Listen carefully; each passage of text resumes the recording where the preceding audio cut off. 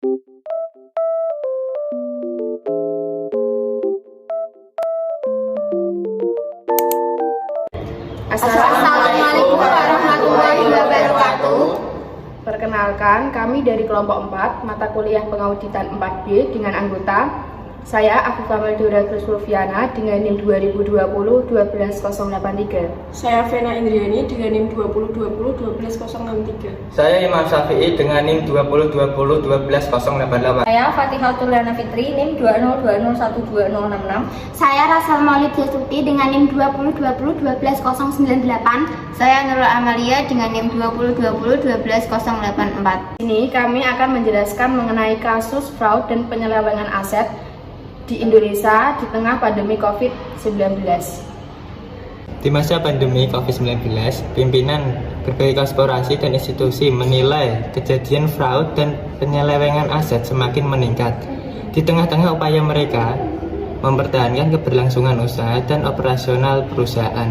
Istilah fraud dapat didefinisikan sebagai kecurangan yang mengandung makna suatu penyimpangan dan perbuatan melanggar hukum yang dilakukan dengan sengaja untuk tujuan tertentu, misal menipu atau memberikan gambaran keliru kepada pihak-pihak lain yang dilakukan oleh orang-orang, baik dari dalam maupun dari luar organisasi.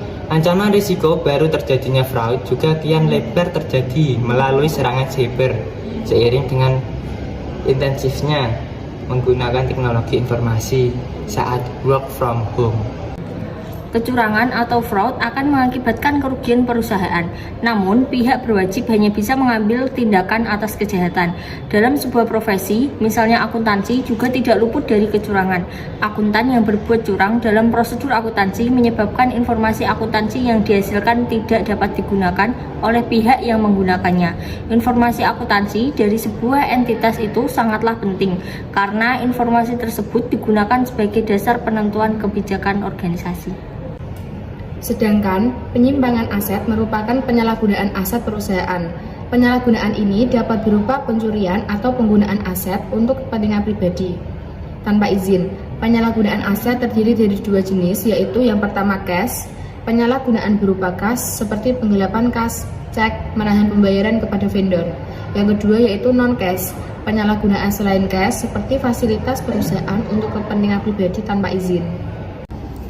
Survei kasus fraud dan penyelewengan aset meningkat di tengah pandemi COVID-19 yang terdapat di Indonesia dilakukan pada tahun 2020 ketika diberlakukan pembatasan sosial berskala besar atau PSBB di Indonesia. Survei yang dilakukan RSM Indonesia ini bertujuan untuk mengetahui dan memahami kecenderungan praktik fraud atau penipuan pada saat resesi ekonomi atau pandemi COVID-19 sedang melanda di Indonesia. Praktik fraud ini diakui oleh 36% responden mengakibatkan kerugian finansial dan 35% responden lainnya menyoroti resiko reputasi dan 25% responden percaya fraud membuat operasional perusahaan terganggu. Berbagai bentuk penyelewengan aset terjadi mulai dari pencurian uang tunai, penyelewengan kwitansi kas, kecurangan saat pencairan, penyalahgunaan inventori aset perusahaan.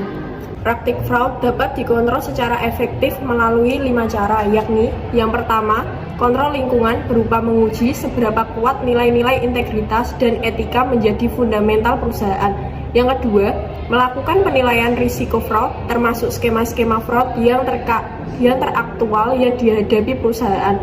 Yang ketiga, merancang dan mengimplementasikan aktivitas anti-kontrol fraud mulai dari kebijakan dan prosedur. Yang keempat, membagikan informasi dan komunikasi.